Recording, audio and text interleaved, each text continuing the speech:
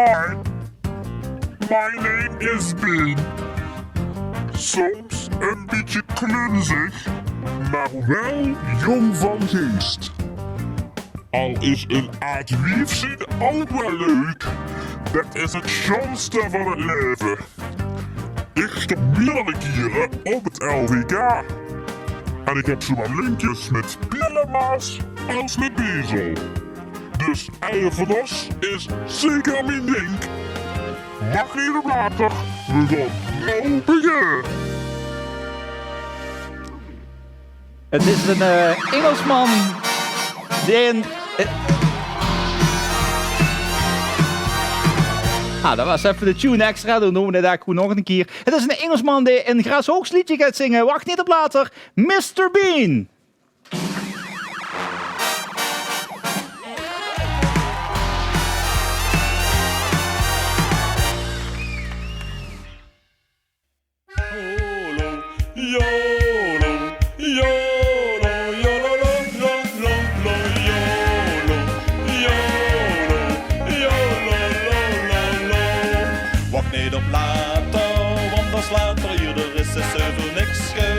Ze de boert gemist. Moos en dans, spaar niet alleen maar centen. Geniet, verzamel schon momenten. Vier voluit vastelovend, leven het moment. Geef gas en maak plezier, gang op 111%.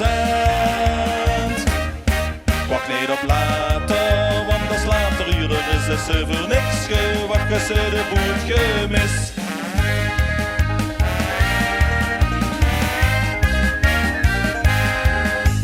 Mergen kennen de heuvels en dat is een levensles.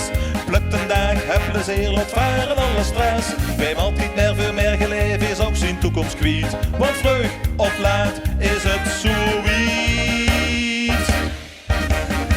Wacht niet op later, want als later hier is ze voor niks gewakken. Ze de boert gemist. Roos en dans, maar niet alleen maar centen. Geniet, verzamel schon momenten. Vier voluit vastelovend, leven het moment. Geef gas en maak plezier, gang op 111%. Wacht niet op later, want als later hier is ze voor niks gewakken. Ze de boot gemist. YOLO, YOLO, YOLO, YOLO, lo, lo, lo, YOLO, YOLO, YOLO, lo, lo, lo. Wacht niet op later, want als later hier is ze voor niks gewakken. Ze de boot gemist. Moos en dans, spaar niet alleen maar centen. Geniet, verzamel schon momenten. Vier voluit vastelovend, leven het moment. Geef gas en maak plezier, gang op 111%. Wacht niet op later, want als later hier is ze voor niks gewakken. Ze de boot gemist. Is ze voor niks gewakken, ze de boot gemist. Ja, met Mr. Bean. Good day, Mr. Bean. How are you? Are you fine? Are you doing good? Ja, doe hem mooi. No virus things. No. Okay. Dit is Mr. Bean.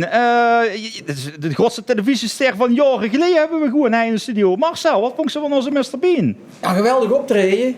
En zoals Mr. Bean bekend is, zette iedereen natuurlijk op een dwarspoor dus. Dus die aardig ingeslagen. Ja, en heeft de bediener al een dwarsspoor gemaakt? Of zei ze van, zit nog op de goede weg of is het toch al een beetje afgeslagen? Of?